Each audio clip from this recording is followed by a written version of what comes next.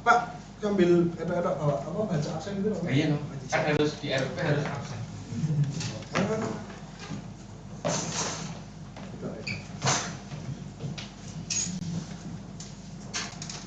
Relax aja, nggak usah perlu ngaruh, karena kalau kalian sama teman kalian aja nggak bisa menguasai kelas, apalagi besok kalau sama siswa apa SMK, siswa SMK itu ibaratnya kayak gini, SD dia manut, SMP manut, SMK dia kan mencari jati diri. Jadi kalau kalian nggak bisa menguasai kelas sama teman-teman kalian aja lah, besok gimana caranya?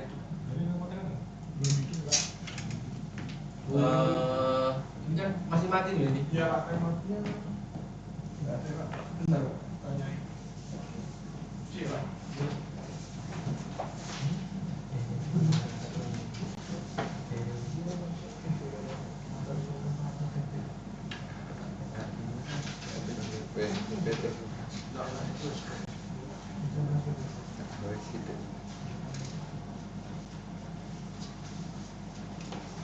Ini cuma 3 ya, berarti hanya 3 yang maju. Oh, yang apa kamu maju? Berarti tadi siapa yang bertiga tadi yang mau hari minggu berikutnya, monggo. Mau Fernando, monggo.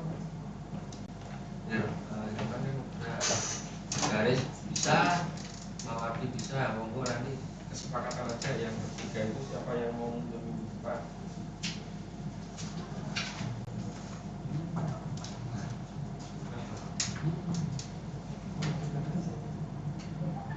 Benar. Ya, sama aja besok pun harus maju. Berarti minggu depan kamu yang pertama maju loh.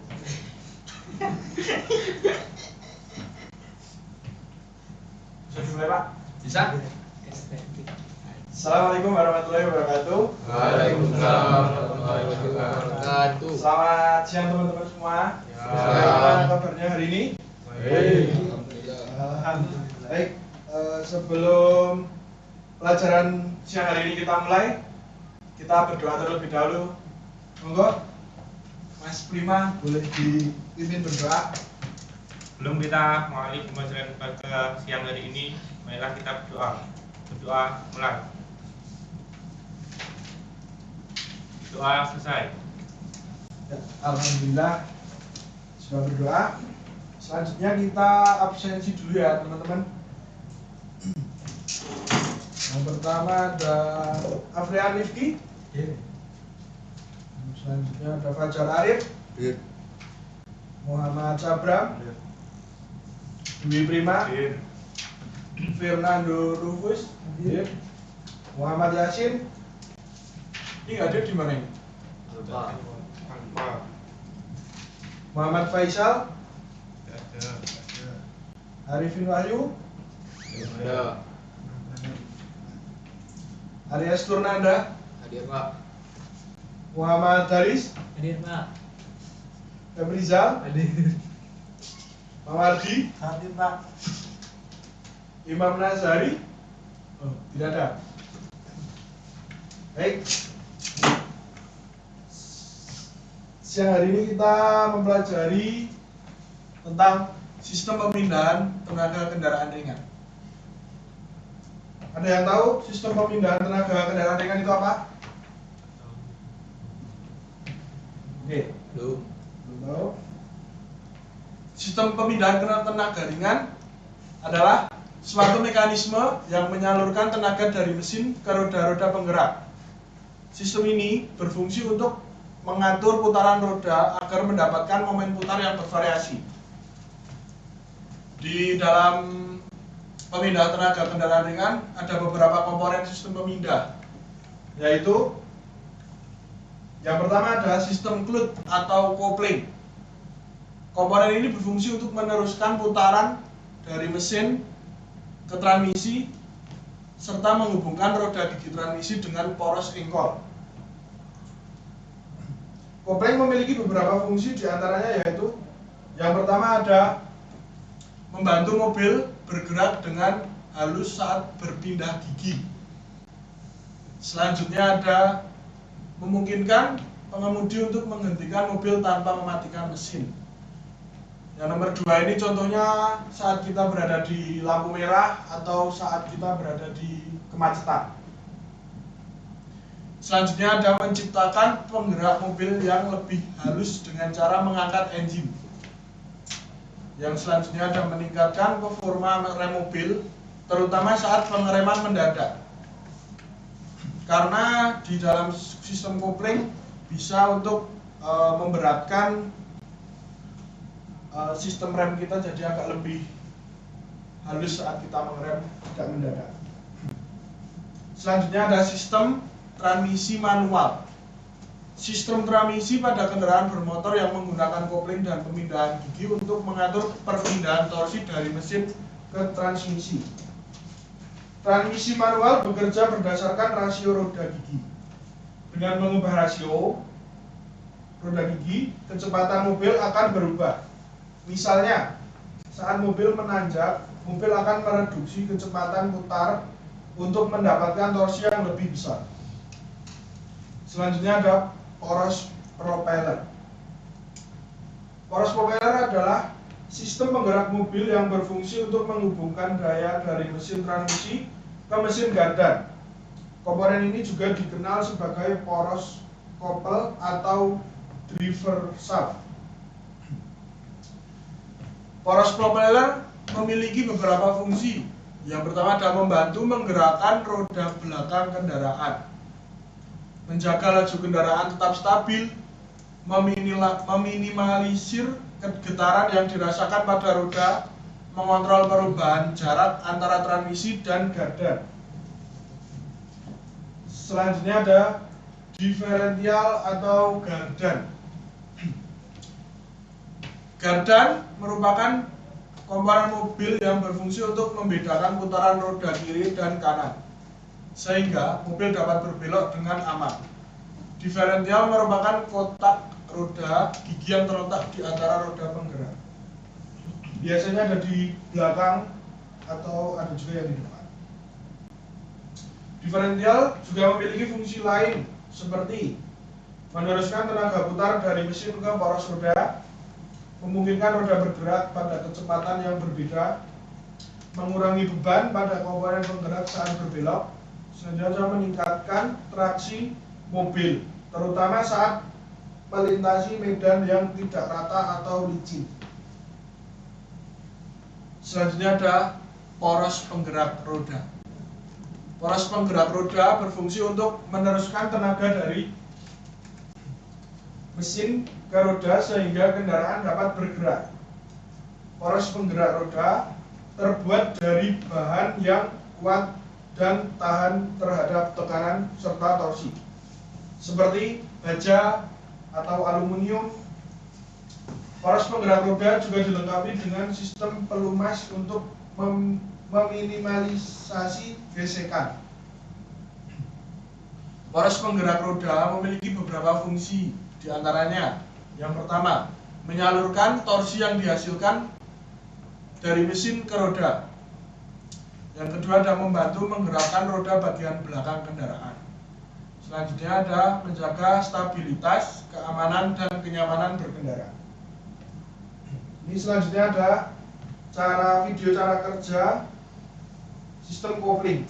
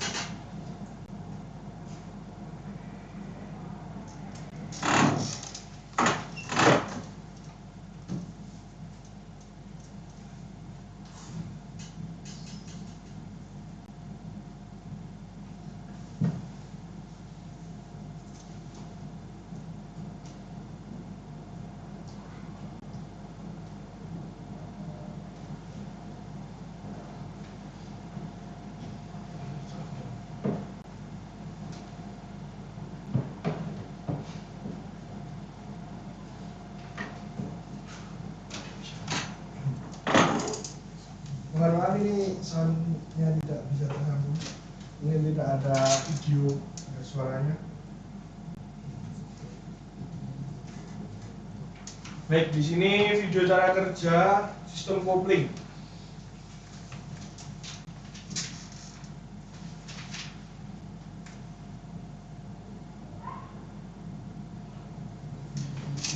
Di sini ada beberapa pedal, yaitu ada pedal kopling, pedal rem, dan pedal gas. Di sini kita fokus kepada pedal kopling. Di sini di awal tanjakan kita memindah gigi. Nah, di sini ada ini secara kerja mesin, cara kecepatan ideal.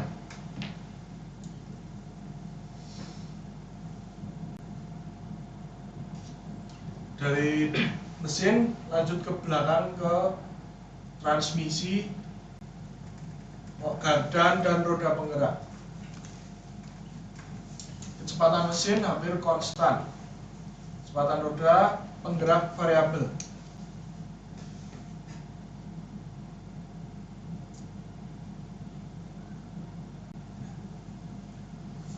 Dalam kopling roda penggerak.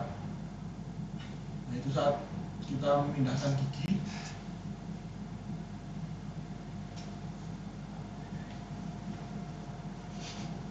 Nah, ini adalah kopling.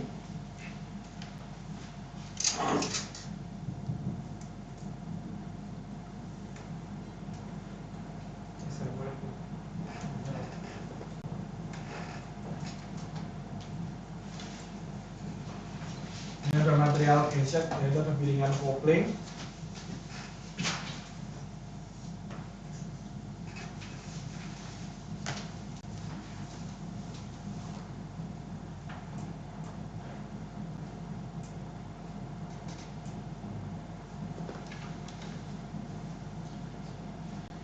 Ini ada as transmisi.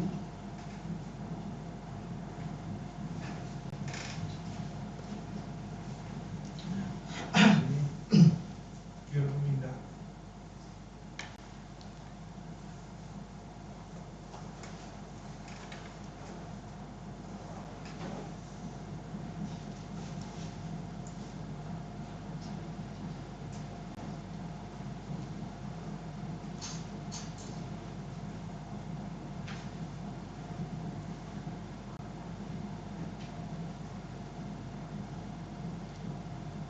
Komputus tenaga.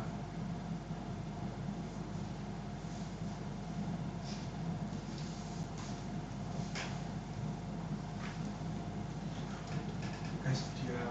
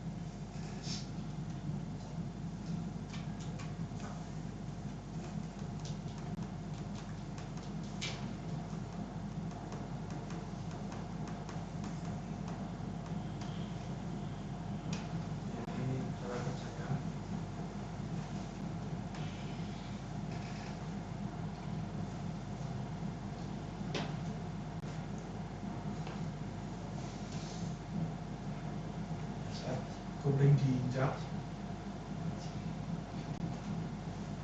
Kemudian mengikat ke dalam. Dan bisa memindahkan itu.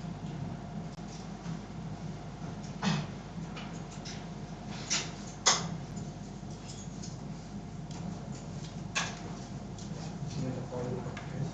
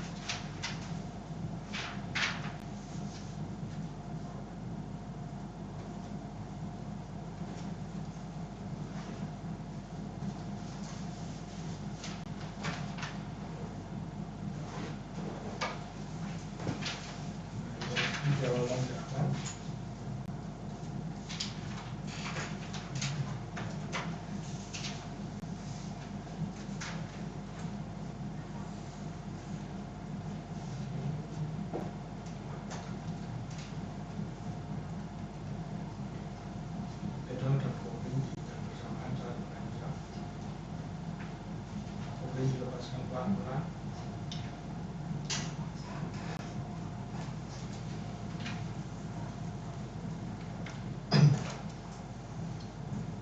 Dan rem di kopling. Ini posisinya kopling dan gas ditambahkan.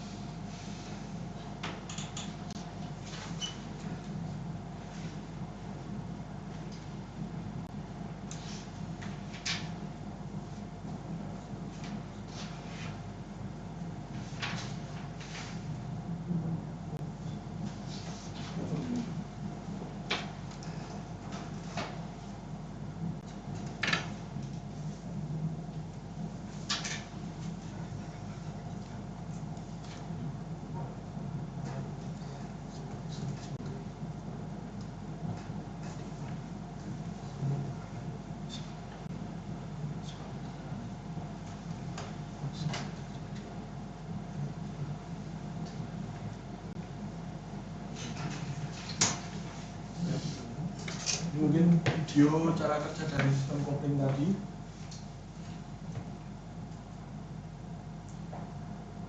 Di dalam materi tadi, simpulannya adalah sistem pemindahan tenaga pada gerakan ringan menyalurkan tenaga dari mesin ke roda penggerak dan mengatur putaran roda untuk mendapatkan momen putar yang tepat. Komponen utamanya mencakup kopling, transmisi manual, poros propeller, diferential atau gardan, dan poros penggerak roda yang bekerja bersama untuk memastikan tenaga tersalur dengan baik. Roda berputar sesuai kebutuhan dan kendaraan tetap stabil saat berkendara.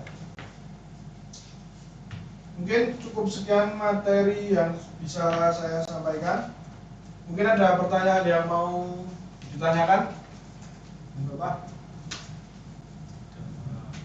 Belum ada? Ya. Mungkin cukup sekian yang bisa Bapak terangkan. Bila ada kata yang kurang berkenan, mohon maaf yang sebesar-besarnya. Assalamualaikum warahmatullahi wabarakatuh. Waalaikumsalam warahmatullahi wabarakatuh. Kita beri aplaus. Oke, ada yang mau mereview, memberi komentar atau memberi masukan ke teman kalian? Monggo, udah? Udah, Pak. Nggak ada. Nah, jika di RPP itu sebenarnya isi dari RPP itu apa saja? Isi dari RPP yang ada di saya itu tentang sistem kopling, Pak, di dalam sistem pemindahan tenaga kendaraan ringan. Ya. Kalau tak lihat dari RPP ya, Mas, Ya. dari RPP yang kamu buat, Iya, ini kan kamu menggunakan kurikulum Merdeka ya. iya, Pak. Nah, CP itu kan capaian pembelajaran. CP itu sebenarnya itu cakupan materi seperti sistem pemindah tenaga. Nah, sistem pemindah tenaganya itu sebagai CP-nya. Tapi kan ada materi-materi Sendiri. subnya sendiri. Nah, jadi kamu itu jangan menyampaikan global seperti tadi sistem pemindah tenaga. Nah, kamu ambil CP-nya benar sistem pemindah tenaga, tapi kamu harus mengambil salah satu materi saja yang dipelajari, bukan semuanya. Karena ini kan kurikulum Merdeka, jadi nggak ada lagi silabus, nggak ada lagi KD. Jadi CP-nya apa? Itu dari beberapa materi. Jadi kayak sistem pemindah tenaga seperti yang Mas sampaikan tadi, ada kopling, transmisi, propeller, gardan. Nah itu memang sistem pemindah tenaga, tapi kan itu global. Berarti harus menjelaskan Satu cukup kopling satu saja gitu ya, Pak. Ya, Oh, tapi CP-nya CP sistem pemindah tenaga. Terus yang kedua, RPP itu kan ada pembuka, inti, penutup. Ya kan? Nah, di dalam pembuka itu kan harusnya ada sub-subnya. Seperti pertama, salam, tadi sudah. Ya kan? Terus yang kedua apa? Mengabsen. Absen. Terus kan udah berdoa, absen, apersepsi. Nah, di apersepsi ini kamu kan menyampaikan kita akan belajar tentang sistem pemindah tenaga, betul. Ya kan? Tapi kan harusnya itu kamu berfokus ke siswa, bukan kamu berfokus ke laptop dan materi kamu. Harusnya ke siswa. Jadi kamu itu harus memantik anak-anak itu harus masuk ke duniamu yang mau kamu ajarkan. Misalkan contoh tadi kita ambil sistem kopling saja lah, sistem pemindah tenaga kopling. Nah, kamu sampaikan ke anak-anak, Mas, apakah kalian tahu sistem kopling itu seperti apa? Pernah nggak kamu merasakan kopling sing enak itu seperti apa? Jadi kita itu sudah mengarahkan anak-anak itu untuk bayangin, oh yang kita akan pelajari seperti ini. Nah, tadi kan kamu belum. Nah, itu tambahannya. Nggak apa-apa, kamu udah berani, itu gentle kan.